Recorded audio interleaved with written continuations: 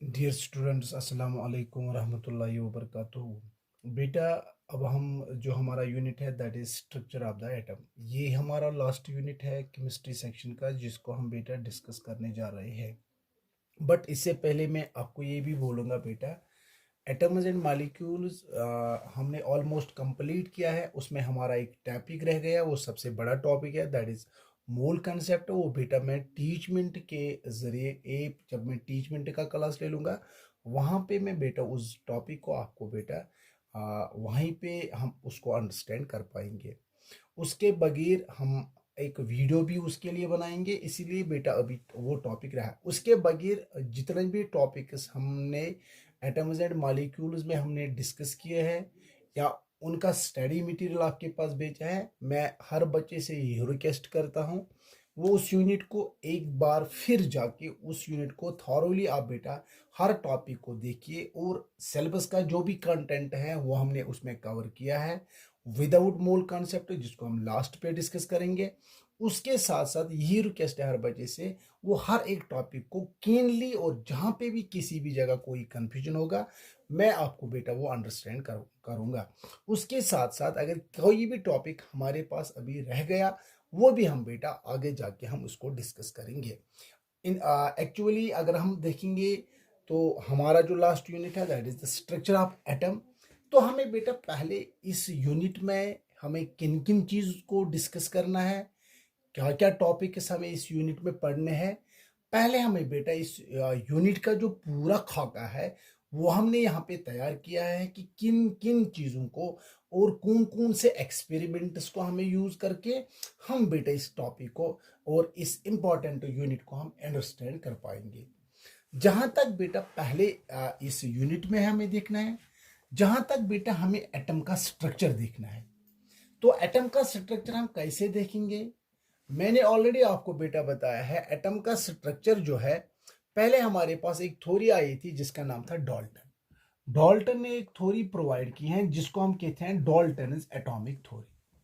अब जो बेटा डाल्टन एटॉमिक जो थ्योरी थी, उस डाल्टनिक एटॉमिक थ्योरी में ये कह रहे थे कि जो बेटा 1808 में, दैट इज 808 में क्या कह रहे थे, जो भी कोई भी मैटर है, मैटर एक indivisible smallest indivisible particle, in according to Dalton. Dalton क्या कह रहा था, ये इनडिविजिबल पार्टिकल्स होते हैं, उन्हीं इनडिविजिबल पार्टिकल्स को उसने एटम्स नाम रखा है। जिस थ्योरी में उसने एटम्स के बारे में डिस्कस किया उसको हम डाल्टन एटॉमिक थ्योरी की। बट इसके बहुत सारे ड्रॉबैक्स आ गए। इसके जो ड्रॉबैक्स थे उनको एक्सप्लेन किया एक नई थ्योरी जो 19th सेंचुरी में आ गई जी, जिसको हम कहते हैं मॉडर्न एटॉमिक थ्योरी। जब मॉडर्न एटॉमिक थ्योरी में हम देखते हैं, उस मॉडर्न एटॉमिक थ्योरी में बहुत सारे पोस्टुलेट्स थे। उस मॉडर्न एटॉमिक थ्योरी में पहला पोस्टुलेट था, नहीं, atoms are not indivisible, atoms are divisible, atoms can be further divided. कोई इसका मतलब है जो एक एटम है, ये एक एटम जो है ये स्मॉलेस्ट पार्टिकल है, बट ये भी कुछ पार्टिकलों से बना हुआ होता है। इसीलिए हमें बेटा इस यूनिट में पहले देखना है existence of charged particles in a matter. हर एक मैटर में कुछ चार्जड पार्टिकल्स होते हैं, इस एटम में कुछ चार्जड पार्टिकल्स होते हैं, जिसमें हम देखते हैं इलेक्ट्रॉन को हमें बेटा डिस्कस करना है इस यूनिट में। इलेक्ट्रॉन की प्रॉपर्टीज को देखना है, इलेक्ट्रॉन का मास देखना है, इसको कैसे डिस्कवर किया है। इसके लिए हमारे पास एक मेथड, वहां पे एक एक्सपेरिमेंट को हमें डिस्कस करना है जिसको हम कहते हैं डिस्चार्ज ट्यूब एक्सपेरिमेंट, जहां से इलेक्ट्रॉन को डिस्कवर किया गया है। इसके साथ साथ हमें एक और चार्जड पार्टिकल जो एटम्स में प्रेजेंट होते हैं जिसको हम प्रोटॉन कहते हैं, हैविंग द पॉजिटिव चार्ज, इसकी प्रॉपर्टीज को भी हम डिस्कस करेंगे, इसका मास को भी हम डिस्कस करेंगे, केनॉल रेज के साथ ये रिलेटेड है। ये हम बेटा आगे जाके इस यूनिट में डिस्कस करेंगे। वो इसका मतलब है इस यूनिट में बहुत सारे टॉपिक्स को हमें discuss go, that means electron के बारे में हमें इसमें पढ़ना है, उसका मास कहाँ से आया, किस तरीके से हम इलेक्ट्रॉन को एक्सपेरिमेंट के जरिए हम कहेंगे ये चार्जड पार्टिकल या इलेक्ट्रॉन है, इसी तरीके से प्रोटॉन है, इसी तरीके से डिस्कवरी ऑफ न्यूट्रॉन, ये कैसे डिस्कवर हो गए। इन चार्जड पार्टिकल्स को हमें आगे जाके इस यूनिट में डिस्कस करना है। बट आफ्टर दैट जब हम इन चार्जड पार्टिकल्स एटम को देखेंगे, इसमें कौन कौन से पार्टिकल्स प्रेजेंट है, अब किस एटम में कितने प्रेजेंट है, इसके लिए बहुत सारे मॉडल्स हमारे पास आ गए। इसीलिए हमें यहाँ पे इस यूनिट का नाम है स्ट्रक्चर ऑफ द एटम। वो एटम का स्ट्रक्चर कैसा है, इसमें इलेक्ट्रॉन कहाँ पे होते हैं, प्रोटॉन्स कहाँ पे होते हैं, न्यूट्रॉन्स कहाँ पे होते हैं, ये पूरा हमें इस यूनिट में डिस्कस करना है। बट इसके साथ साथ हमें इस यूनिट में बहुत सारे मॉडल्स को भी डिस्कस करने हैं। जैसे हमारे पास पहला जो मॉडल है दैट इज जे थॉमसन का मॉडल। इसने क्या कहा, सिंपली मैं यहाँ आपको बताऊंगा, आगे जाके हम इसको डिस्कस करेंगे, थोड़ा मैं बताऊंगा। जे थॉमसन का पहला मॉडल था, इसके मेरिट्स भी है, इसके डिमेरिट्स भी है, जो ड्रॉबैक्स हैं उनको फिर उसके बाद हमारे पास एक नया मॉडल आ गया जिसको हम रदरफोर्ड मॉडल कहते हैं। जैसे जे थॉमसन ने कहा था कि जो एक एटम होता है जैसे वाटरमेलन होता है, वैसा ही आप समझो एक एटम भी होता है। जैसे वाटरमेलन में जो रेड इडिबल पार्ट होता है, उसने कहा ये एक पॉजिटिवली चार्जड सफेयर है, उस रेड पार्ट में बहुत सारे सीड्स डिस्ट्रीब्यूट होते हैं, और जे थॉमसन ने कहा ये इलेक्ट्रॉन्स होते हैं। वैसा ही उसने बेटा एक एटम को उसके साथ वाटरमेलन के साथ कंपेयर किया। ये भी हम बेटा आगे जाकर डिस्कस करेंगे। इसके बाद हमें इस यूनिट में एक और मॉडल को देखना है, that is Rutherford's model. Rutherford's model में हमें क्या डिस्कस करना है, तो that is why Rutherford's model में इसको हम न्यूक्लियर मॉडल भी कहते हैं, क्योंकि इसने न्यूक्लियस को डिस्कवर किया, न्यूक्लियस में कौन कौन चार्जड पार्टिकल्स होते हैं, ये रदरफोर्ड ने कहा। बट जो मोस्ट एक्सेप्टेड मॉडल जो है, जो हम देखते हैं और जो जिसने हर एक ड्रॉपैक को रिमूव करके एक पूरा मॉडल दिया था, जिसको हम नील बोहर्स मॉडल कहते हैं। इसने हर एक इलेक्ट्रॉन का एक अपना अपना स्ट्रक्चर दिया, अपना अपना स्केच दिया।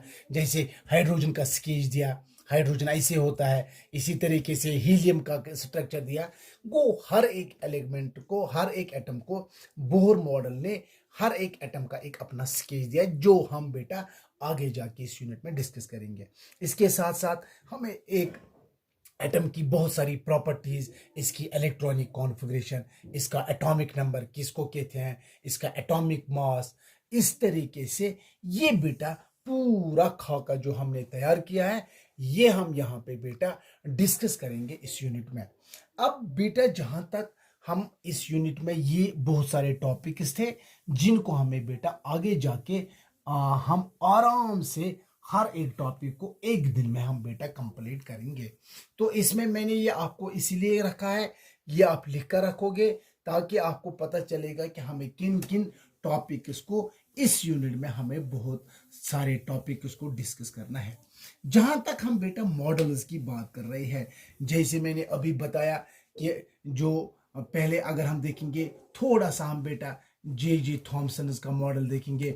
अभी मैंने आपको बताया, इसने कहा कि वाटरमेलन जैसा होता है, ऐसा ही एक एटम होता है। इसके बाद ड्रॉबैक्स थे कि इसने एक एटम की स्टेबिलिटी, यानी एटम कैसे स्टेबल होता है, ये इलेक्ट्रॉन्स प्रोटॉन्स इनका मैग्नीट्यूड क्या है, ये इसने एक्सप्लेन नहीं किया।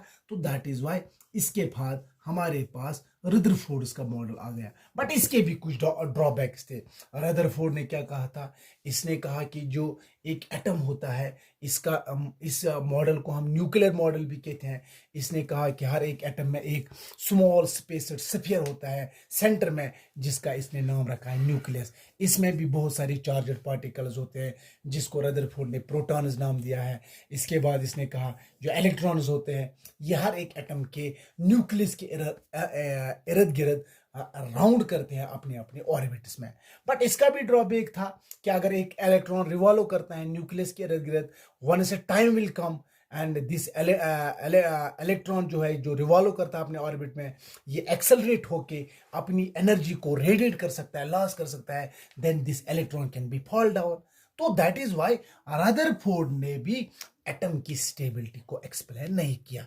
उसके बाद जो बहुत ज़्यादा इंपॉर्टेंट मॉडल है, जिसको एक्सेप्ट किया गया, जिसको नील बोहर्स मॉडल हम कहते हैं, इसने हर एक एटम का अपना अपना स्ट्रक्चर दिया, अपना अपना स्केच दिया। तो इसने क्या कहा, इसने इस एटम की, हर एक एटम की स्टेबिलिटी को एक्सप्लेन किया। अब बेटा इस यूनिट में मैं हर बच्चे को एक असाइनमेंट रखता हूं कि असाइनमेंट आपका खुद बेटा मुझे नहीं लेकर रखोगे, मैं किसी भी वक्त टीचमेंट के जरिए आपका मैं एक असाइनमेंट यहाँ पे रखना चाहता हूँ। आप बेटा इस यूनिट को पढ़ने के लिए हमें बेटा जो ऑलरेडी पीरियडिक टेबल को हमने डिस्कस किया था, पीरियडिक टेबल में मैंने आपको कहा बहुत सारे ब्लॉक्स बनाए गए हैं। जैसे हमारे पास एस ब्लॉक होता है जो ऑलरेडी डिस्कस किया है, इसी तरीके से पी ब्लॉक एलिमेंट्स होते हैं, डी ब्लॉक एलिमेंट्स होते हैं, इसी तरीके से एफ ब्लॉक एलिमेंट्स होते हैं।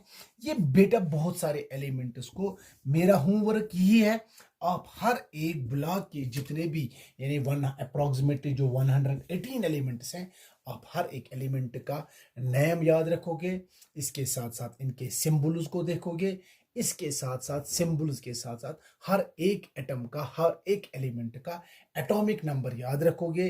तो जो हमने ऑलरेडी एटॉमिक नंबर भी आपके साथ डिस्कस किया है, जो हमें इस यूनिट में भी बेटा डिस्कस करना है। इस तरीके से ये आपका एक घरेलू काम है जो आप घर में करोगे। ये आपका एक असाइनमेंट आप समझो कि आप एक हफ्ते के लिए पहले एस ब्लॉक के जो 2 ग्रुप्स हैं, first group and second group, इसको एक दिन के लिए आप इसको याद रखोगे। फिर पी ब्लॉक में 6 ग्रुप्स हैं, इसके लिए एक हफ्ता रखोगे या 2 दिन रखोगे। इसी तरीके से डी ब्लॉक है, इसी तरीके से एफ ब्लॉक है।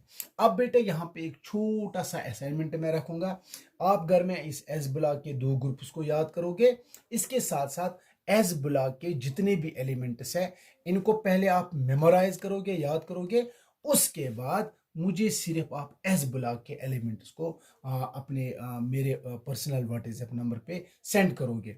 उसके बाद आप पी ब्लॉक के जो 6 ग्रुप्स है वो पहले एस ब्लॉक को लिखोगे, इनको मेमोराइज करोगे, फिर पी ब्लॉक के जितने भी एलिमेंट्स हैं इनको भी याद करोगे, वो भी मुझे बेटा आप सेंड करोगे। उसके बाद नेक्स्ट हम बेटा इसी के साथ साथ आप डी ब्लॉक, अगर डी ब्लॉक भी याद हो जाएगा, एफ ब्लॉक। अब बेटा पीरियडिक टेबल को आपको पूरी तरीके से पढ़ना है, क्योंकि आगे जाके आपको 10th में पीरियडिक टेबल के बारे में बहुत सारा कुछ डिस्कस करना है। इसके बहुत सारे क्लासिफिकेशन है, जैसे डॉर्बिनर की क्लासिफिकेशन, फिर मेंडलीव की क्लासिफिकेशन, तो फिर मोजली का मॉडर्न पीरियडिक टेबल। तो दैट इज वाई इस पीरियडिक टेबल के बारे में हर बच्चे को हर पी ब्लॉक के एलिमेंट्स, एस ब्लॉक के, D block and F block के एलिमेंट्स बेटा आपको मेमोराइज याद करने होंगे घर में, कल जाके आपको आसानी हो जाएगी। अब बेटा this is all about for the whole structure which we have to discuss in this unit regarding the structure of atom। इसके टॉपिक्स को मैंने ऑलरेडी यहाँ पे राइट डाउन किए, ताकि मैंने आपको पूरा खाका दिया है इस यूनिट का कि हमें इस यूनिट में किन किन चीज़ों को डिस्कस करना है।